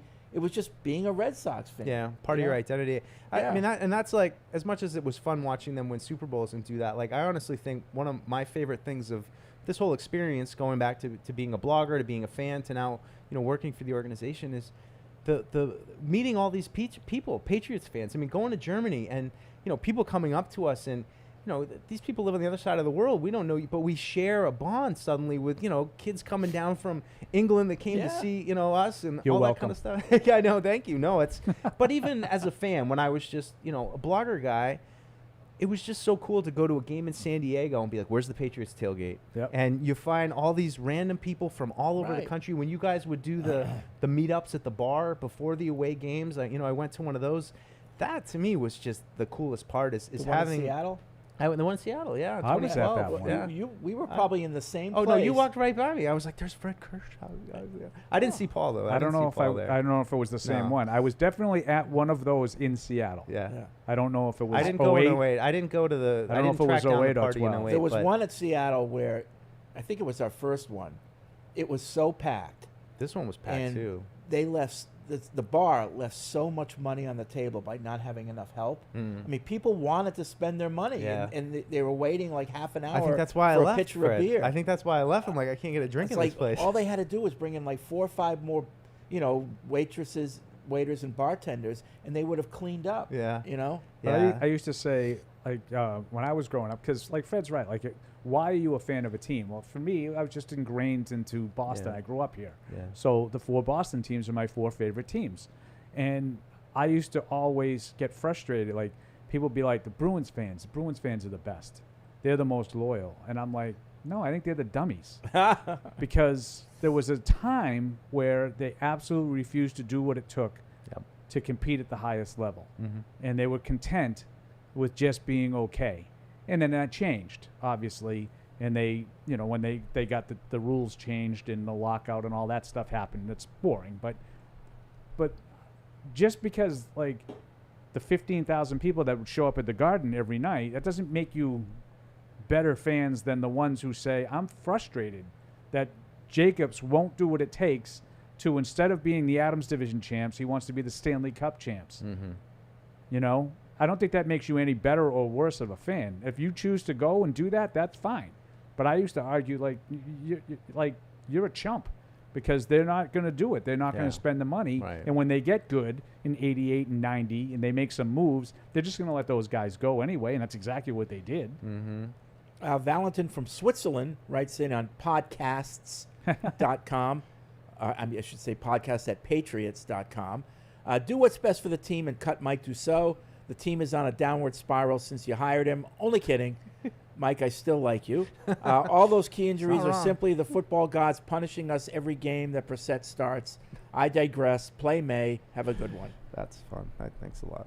Appreciate it. So we were talking about media stuff a little bit, and I don't know if you guys are aware of this thing. Like Adam Schefter now, they're talking about maybe replacing Woj as like the NBA insider on ESPN. How much can one man's phone handle? And he's done that. Like, he's done a little NBA stuff. They've sort of integrated him a little bit. But I like their premise here on one of my shows with Beetle and Zoe. Is taking over inside duties for the NBA, does that prove that it's really not that hard? And I would say, absolutely, yes, it does. It's just about having the connection. How do you just fall into that? Right. Right. Well, obviously, they're going to, look, this is Right. the guy. This is the the guy guy you now. filter your info for. This Right. is his cell phone Yeah. number. Yeah. So all the NBA GMs, this is the guy you now leak your stuff Yeah. to. Right. Which is, now It's a lot. Just focus on football, Schefter. I don't need every they've time Schefter talked about the tweets it. baseball guy possibly doing it too, Jeff Passan. Yeah. Like, he might do it too. Like, so is it really because he was so good at what he did? Or are you just telling me now he's the guy and everybody just... Well, it's probably Schefter obviously earned it, and he got all the contacts initially in football, but then, like... Like, you couldn't take Paul Perillo off the street and say, well, ESPN's going to hire him as their insider. All you GMs now, you talk contact. No, it 617. wouldn't work. You have to have a level of notoriety in order to do it. And obviously, Schefter worked his way up to that in the NFL. Ford in Savannah, Georgia says it might be right or wrong, but you guys telling the caller that he could use his voice by not buying a ticket is just one of the reasons that you are my favorite show. Major credit for always telling it how you see it. Super refreshing. A credit to you all and the team for making space for a show this honest. I might get in trouble for that, actually, but we'll see. Yeah, It's I mean, not that bad yet. I don't I think, mean- I don't take it as literally as that. But I understand. I know, the premise of what they're talking about there. But again, if you don't think your team, if it doesn't bring you enjoyment, I would say stop doing it. Like for me, like I went to every game because I loved it. Now I'm 56 years old now. If I wasn't working here anymore, I don't think I would be doing tailgates every single Sunday. I would still go. I would go to a game or two, but I don't know if I would go to all 8 home games like I did before you hired me. Yep. I just think that I mean, I get what Mike's point was because he's going to a game at a very specific point in time when Drake may sit in the bench, but otherwise, from the big picture view, you've got the 3rd overall pick sitting there. So no matter how the team looks at this exact second, like there should be a little bit of excitement of just like we say, you've still got your best club in the bag, and at some point this kid's going to come in. So yes, you spent money to go to a game in San Francisco, but in a couple months, people are going to be spending money hopefully to see this young kid play, and I think he'll be worth the price to go in at least out of the gate. We'll see. We know how hard it is, and it's so hard for all these guys. That's the other part. It's just it's really hard to build a winning franchise, and they're in a rebuild. So a little patience. All right, back to the TPX hotline. Patty's in Agawam. What's up, Patty? Patty. Hey, can you hear me okay? Yep. Patty. All right, sorry about that. I had you on Bluetooth. Yeah, I agree. Like, you fan however you want to fan. Like, you guys were talking about the stocks, and I remember 2003, the ALCS, when Boone hit that home run, like, I was at my friend John's house, and I walked out of his house and sat in my car and just laughed for like 5 minutes because the realization came to me like, wow, I may never see this team ever win a World Series. Think of how many people have come and gone, and it never happened. But that didn't sway me from staying a Red Sox fan. And, Deuce, I think you and I are roughly the same age. I turned 48 in a week. Yeah. And I was with it, when they sucked. And like I said yesterday, like it doesn't matter to me if they're going to win one game this year, if they're going to win 5 or 8, 8's pushing it, but it doesn't matter. Like, I'm still going to watch every week. As much as I disagree with them sticking Jacoby out there, I want to see the new kid play, but it doesn't matter. That's not going to deter me from watching this team and seeing how many other players are going to drop, before the end of the season. But that's all. That was my 2 cents. And yes, you guys are the best. Yeah. Thanks, Patty. I like the thought. I like the theory. Like, I don't tell people how to fan. Yeah. I have my thoughts and opinions, but like whatever is. Oh yeah. I'm sure that Mike and we were very passionate Patriots fans before we started working here, but we probably went about it in different ways. And that was something that another one of after years of writing and following the team that before I even decided here was that people watch sports in their own way and they're gonna react in their own way. And it's sports, and that's Mike and I have learned that in this new season with our new with our new pre and post game host. Sometimes it might be a little annoying how people watch the sport. Fred, but I invite you to watch a game with our new host sometime. It's a different experience. Well, what I will say for some people though is when you start believing that the team is a reflection of you. Yeah. And like. Oh yeah. And I'm embarrassed. And it's like. Guy, you didn't just lose a kidney. I think But is it okay to be proud? Yeah. So what's the difference? I feel like you're part of something. So you can be proud that they won 6 titles, but you can't be embarrassed that they went 3 and whatever. But to have that make you miserable, like don't like I would suggest that don't let it ruin your life. Yeah. Well, I mean, there should be some balance. It is sports after all. Right. Well, it's right. I do think too. They do call it the winning fanatics for a streak, and I reason. mean, even speaking for myself personally, that a lot of people did start to associate their identity with the Patriots' success, and Fred and I used and it's have fun with jarring. those types. It's jarring now that part of your identity of being awesome and kicking everybody's ass and being the toast of the town. Like that part of your identity doesn't exist anymore. Right. Earlier in the show, Mike, you were in the locker room putting Ben Gay on, but Frazier came out with a list of percentages of what could happen if Drake May played, and kind of to prove the point that he shouldn't play at this point. It's a good email. Seriously. A couple of reactions to that. Jordan writes in, Frazier has no idea what he's talking about. He wanted to say you guys have no common sense, then proceeded to throw out some bogus percentages picked out of thin air. Drake May is mentally a lot stronger than Mac Jones. He'll be fine if he starts to make bad habits. It's not a big deal. We expected that he's a lot like Josh Allen in year one.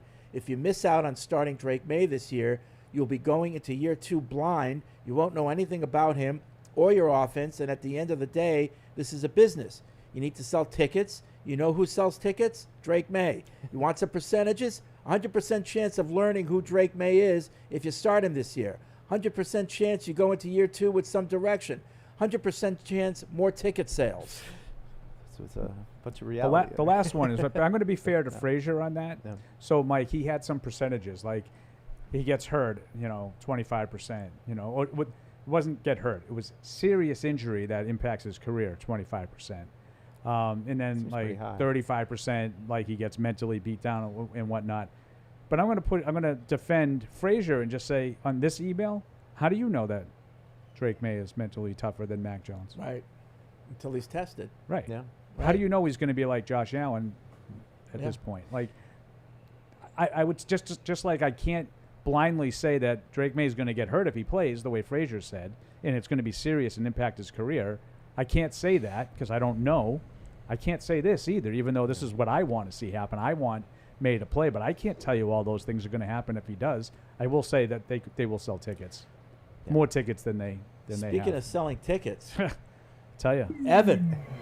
Evan has returned from practice. Evan has returned from practice. Yeah, Evan has returned from practice. What was the mood? Who wasn't there? What did he see? Evan, a little chilly out there today? No, actually it was a little hot. It was chilly this morning, but it wasn't too chilly now. I was actually sweating a little bit. Okay. You had the sleeves cut but off. you are back from practice, so tell us what is going on. What did thine eye glean? There's a lot of stuff to glean from this practice. You So got a big one. But I had to take notes to make sure I had it all down. On your phone or paper? What do you think? Come on. I would say first note, just attendance-wise, good and bad news on the attendance front. What do you want to start with? Good or bad? Bad. Obviously, no David Andrews, no Caden Wallace, and you're down your two starting safeties all of a sudden, apparently, too, because Kyle Duggar and Jabril Peppers were both missing from practice today. He'll be all right. Mike's like blank. Yeah. Yeah. So that's not great news. And then on the good news front, Kendrick Bourne, Sione Takitaki, Marte Mapu all back, so their window officially open. Did Marte Mapu look distraught still, or did he look? Was he standing 25 yards behind the defense, calling the signals? He was participating, much to my chagrin, with the wrong position group, but he was participating. So there you go. He was with the. You want him with the linebackers. He was with the safeties. Yeah, or the let's take linebackers? him from Brian Belichick's huddle and let's move him to Dante Hightower's huddle and see how that goes for a little while. But right now, he's working with the safeties. Okay. So that was disappointing. And Vidarian Lowe? Vidarian Lowe was there. And so this is the other bit of news. The offensive line has been put in a blender. Uh-oh. And it seems like we are starting from scratch. And can we try to starting predict? over. Can we try to pretend? Try to predict some of it. Just to be clear, some of it before you try, because I want to give you a hint here. Oh. Some of it is just simply injury related, and certain guys were back participating that weren't participating last week. So if you think about that, it's not all completely. So I'm going to say crazy. So you're saying it's not. What's his face? The kid, Tay Harris. So Leverett, Robinson, and Omenu. It's not that left to right. No. Who's Harris? Who's Harris? It's not. Do you mean the other kid? The kid the Trey. left tackle, Trey Jacobs. Yeah, Jacobs. Trey Jacobs. Sorry. Yeah. Harris Jacob. It's not Whatever. Trey Jacobs. I was with Fred because I thought that maybe one of those guys that we signed off of waivers was Harris. Yeah. No, I was also confused. Yeah. Sorry. So is it I don't Lowe, have my So, Leverett, Joe Robinson, Owenu, or is No. Owenu How moved about- in? can I get a has Robinson Owenu at left moved guard? inside the guard? Nope. You're all Michael wrong. and when you popping inside? You're not even close. Michael and when So, you Michael Jordan's back. Haha. MJ. Michael Jordan Where at is left he? guard. Yep.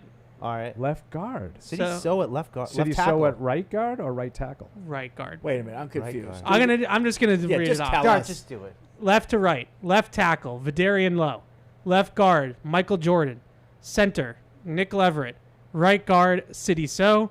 Right tackle, Mike Onwenu. Wow. Robinson. So I would say, yeah, I thought there was a chance that when you brought that up that Owenu might have moved in, but I thought So and Robinson both struggled in that game, and So I think is a little bit more understandable given the amount of time he was up with, like 6 or 7 weeks. Yep. So you got to knock some rust off there. Yeah. Robinson he struggled. You wonder if they're that's my starting guy. To, yeah, I like Layden know. Robinson. You wonder if but they're starting to he be struggled. like he's not improving, he's not getting it right. We gotta make a change. It seems like. I see. I kind of thought that he had a little bit more power to his game. Yeah, I agree. And I thought he got pushed back a lot in Yeah. that game the other day. He's struggled in pass protection basically all year, but you expect that from a younger player. Yeah. You know, he's seeing fronts that he's never seen before. He's seeing games up front that he's never seen before, blitzes, like that kind of stuff. But physically, he struggled in this game on Sunday. 7 quarterback pressures allowed, as him and Trey Jacobs allowed the most. So Robinson to the bench, maybe for a mental reset and just kind of watch for a little while and see how it goes. Last year, So and Onwenu played next to each other for the majority of the season on the right side, and one of the only things that they had on that offense was running behind the two of those guys. Yeah. So reestablishing that, I think Jordan's been okay at left guard. For right now, Vidarian Lowe is your best left tackle. They convinced So me. Yeah. I actually think that this is not a horrible shakeup. Like if they were going to shake it Oh, up, God, no. Yeah. I think this is about where I would have had it too. Well, No, stable I only- enough to bring in Drake May? No, I'm only kidding. I only want it. Yes. I want it to be temporary. Let's put it that way. Like it's on the surface. The fact that your 2 rookies by week 5 are sort of out is Yeah. not good. No. But I kind of like the idea of moving. And Evan's right. Like running the ball last year behind So and Owenu worked. I don't think So was as good as people think he was last year overall. But they did run the ball well behind those 2 guys last year. That's kind of fact, not opinion. Yeah, that's why I give Layden Robinson a little bit of a pass, because I think rookie offensive linemen, if they are going to struggle, they're going to struggle in pass protection, because in this league, you know, college teams do not scheme up the pass rush like they do at the NFL level. You're not seeing all these crazy pressures and different line games and all that kind of stuff. And then obviously the power is much different at this level than it is in college. So City Soho was a little bit inconsistent in pass pro last year. Layden Robinson's a little bit inconsistent in pass pro this year. So I'm not all that surprised by that being the fact, but 7 quarterback pressures allowed is 7 quarterback pressures. And you get Lowe and Jordan. It's good. Hopefully a little bit closer to full strength, and maybe you Yeah. can go. What were your media cohorts grumbling or just talking about today? So we had a couple things. I like how he has some things. He's good No, now. no, no, Yeah. Oh, I know what he's going to ask. Well, first they all thought that I was getting in trouble with Josh Uche in the locker room because Deuce I was did. spreading Well, that I heard, around. No, I heard Uche go, hey, Yeah, Ev. yeah. I heard a hey, Ev, and then I was like. That wasn't the case, thankfully, this time. Anyways, then we got on to Town Spa.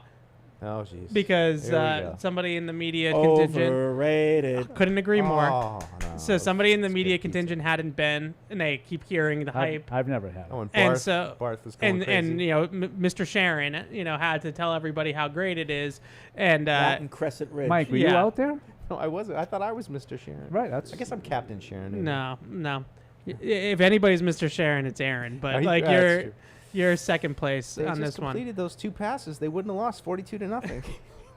It's a little Nobody dunce. knows what you're talking about.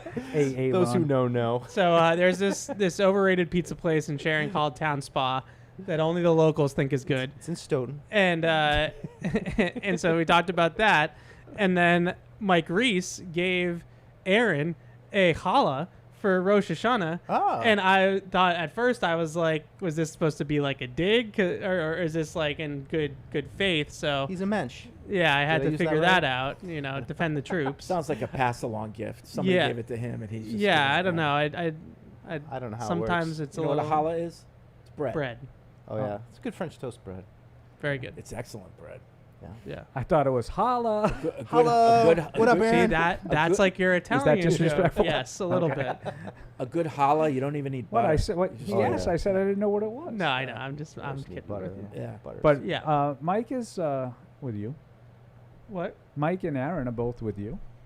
About? Like, didn't you say like you were trying to figure out what that was all about? Yeah, I was like, is that supposed to be like a joke? Like, like he's just walking around with a loaf of bread. And I was like, I don't take Mike Reese as being. No, when he told me it was Reese, I was like, okay, that's definitely not. Is that Yeah. something Rosh Hashanah you do give gifts to people? No. Rosh Hashanah is the Jewish New Year. Yeah. So not really. Yeah. Not a gift-giving holiday, no. But inside baseball Jewish, challah on Rosh Hashanah is round to signify like circle of life. We could probably talk Sandy Koufax here too, I would think. Yeah. Whereas normally challah is just a loaf of bread, like a normal loaf. But specifically on Rosh Hashanah, you buy round challahs. Yeah. Makes the French toast complicated. Inside baseball Jewish. I like that. Yep. Sandy Koufax. Yep. All right, good stuff. What else? Pads today? Pads today. Full Yeah. pads. It didn't look pads. like Wallace's had been around in his No. locker. I know So it was we talked about it before you got here. Gerard Mayo's press conference today. What did you glean from it? What did I glean from it? Well, today I felt like a big conversation, and I was listening to some of Paul's shows yesterday. A big conversation is just right now about some of the body language of some of the players and the attitude in the locker room and that sort of thing. And Gerard, you said, I'm not worried about the locker room, and I believe him. Like I think I do believe him at face value a little bit about that, but there's definitely been some finger pointing, and I was just full disclosure. I was talking to Pop Douglas about some of his body language because it's right there on the film. Like he's open, he's not getting the ball, he's throwing fits, and the one thing I would say that I appreciated from the guys that I talked to was there was accountability. I think a lot of Pop Douglas flat out said to me, I was tripping. I need to get control of my emotions. That sort of thing. That's a good sign for It Gerard is a Mayo. good sign. For Gerard Mayo, because it obviously was addressed. Well, it's good for both of them. Yeah. It's good that it was addressed, and good that Pop is saying it's on me. Yeah, and I want to also put out there that with Pop, I don't think that it's frustration that he's not getting the ball. I think it's more frustration that the offense is stagnant, is not doing well. So a couple of the plays that he was more animated on when you watch it back were third downs where they didn't convert and they ended up punting. And I think he and Polk are just frustrated that it's not clicking more than anything that to do with they are divas and think that they deserve the football. Okay. That's just my read on What it. did you think of Gerard's comment about it's not sustainable the way they want it, even against Cincinnati? Again, like a truth bomb, I guess. Like we all said that coming off the game. That's my word. When we did the show. No, sustainable. But why bring that out now? Why share that with the media? Why even tell your team that? I don't know. I don't have a Truth? good answer for that. I just Fred does. Hold okay. on. I feel like he's setting me up for something. That, No, I just because I hadn't really thought about it. we talked to be about it. Fred had a good theory. Yeah, I thought. I think he's setting the stage with his team that we're going to put Drake May in soon. I love with that this theory. type of offensive production. Yeah. It's going to be my call. Yeah. I've hired AVP and Ben McAdoo to run this offense, but at some point we're going to put in Drake May. This. So. And we took it a step further, Evan. So he's telling you, Andrew Callahan asked the follow-up, well, what exactly isn't sustainable? What were you specifically? And he said, the production. We're Right. not going to win a lot of games scoring less than 21 points, I think was the line number. he used. Yeah. And I think if you look at it, a lot of people think they're going to win this week. First time of the year they've been favored. The line moved 2 points from +1 to -1. So a lot of people, I think, feel like they're going to win this week. And I wonder if Fred's onto something here, that he's sort of setting the stage like, yeah, I think we're going to win this week too. And I think it's probably going to be similar to the way we won in week 1. Yeah. And even if we do, that's not sustainable. Right. Yeah. We know we're going to need more offense to win more games because we're not going to be able to do it like we're going to probably do it Sunday. Yeah. That often. It gives them And an that out Fred even in a just- win. Fred just Yeah. went opening the door for Yeah. Drake May a little bit, and Yeah. I've heard worse theories. Let's put it that way. Yeah. I mean, I said it yesterday. We all said it. I shouldn't, but they're on this tightrope right now, this tipping point where if it doesn't start to get better on both sides of the ball, then people are going to start letting go of the rope. They're either going to start letting go of the rope or they're going to start just looking out for their own self-interest and try to get there so that they can set themselves up for free agency or whatever the case may be next off season. Right. And that's the worry to me about some of the body language and things like the receivers, do they start looking like, I got to start my career here. I can't establish myself as a guy who's going to catch 20 passes. If I'm Demario Douglas, I'm going to go from, 40 some odd catches he have last year. Yeah, 49. Yeah, 49 catches to 29 catches. And they're going to say, oh, that flash in the pan. Yeah. Because people don't look at it that closely. No. Yeah. So I do wonder about that. If it continues, there's pressure that mounts. The defense, Evan brings up a good point. I'm going to go on Evan's side of the street now, and I'll say it right on purpose this time. The DVOA. Yeah. Right? What is it, 29 on offense, 28 on defense right Yeah. now? Something like that? Yep. So let's not just say, this is the whole, the defense is doing all it can. The defense hasn't played well either. Mm-hmm. The defense right now, the vibe that I got is the defense is searching for answers. Do you think that they're trying to do things that maybe they aren't capable of personnel-wise, and it's confusing guys? I think that they're doing different things than what they did with Bill. Yeah. I don't think they're wholesale changes, but I think they're enough of a change that certain guys are not adjusting to it but as well as others.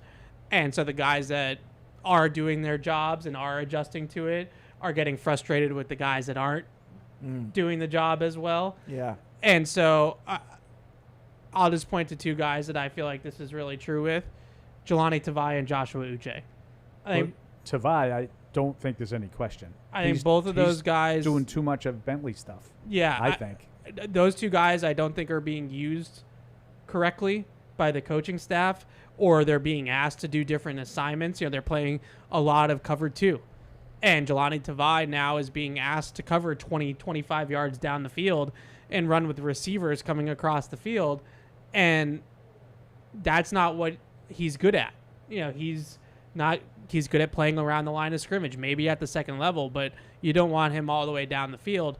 So there's a group of people that on defense are saying, the Devon Godshaws, the Jabril Peppers of the world are saying, I'm balling out. I'm doing my job. What are these guys doing? Are these guys on their own program? Are they taking the coaching? Is the coaching an issue? I mean, I won't say who was, but one of the players I was talking to was asking me my opinion of what was going on with the defense. Think even less of that guy now. That's crazy. So, no, you're 100% right. No, I think it makes sense. There had to be some changes. Like, they're different guys. They're going to do some things differently. You guys know me. I'm a simple man. My biggest change is Geno Smith in Seattle, Aaron Rodgers in the Jets, Brock Purdy in the Niners. They didn't have gauntlets like that last year because it was Zach Wilson in the Jets, and it was Mitch Trubisky in the Steelers, and Gardner Minshew in the Colts. Like, they had a lot of backup Jags that they faced last year. My guess is we're going to be talking about how the defense bounced back on Sunday. That's my prediction for this week.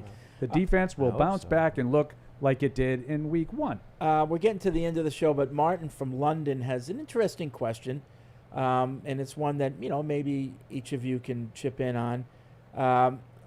If you could each ask a question to any former player or coach and they will definitely tell you the truth. Who and what would you ask if, one, you were trying to get the biggest media scoop of the century, and two, it was for your own curiosity and you had to keep the answer to yourself? My answer's the same for both. Why didn't Malcolm Butler play? Yeah, 100%. Yeah, that's probably the biggest media scoop. My personal one would be, would you, if Drew didn't get hurt, would you have ever made the change? Ooh, good one. Okay. Yeah.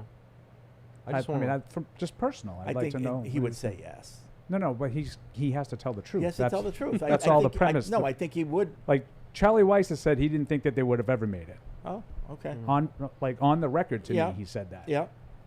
So I just would be curious to see what Bill thought. Yeah. I just asked Bill what he does with the sleeves he cuts off. Yeah.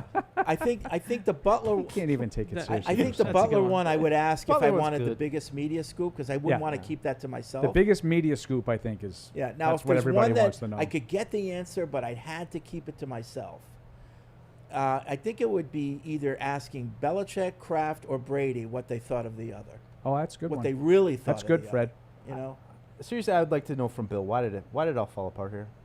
Like what you know what I mean? In the real story, not, but full honesty. You know why? Why did are it you all so kind of petty? fall apart? Well, I've always said that. I think the real question is, how did you keep it together for 20 years? Because Yeah. that's unheard of Yeah, on that's winning very teams to fine. keep things together for that long. And people think, oh, that's crazy. You're winning. Everything's great. No.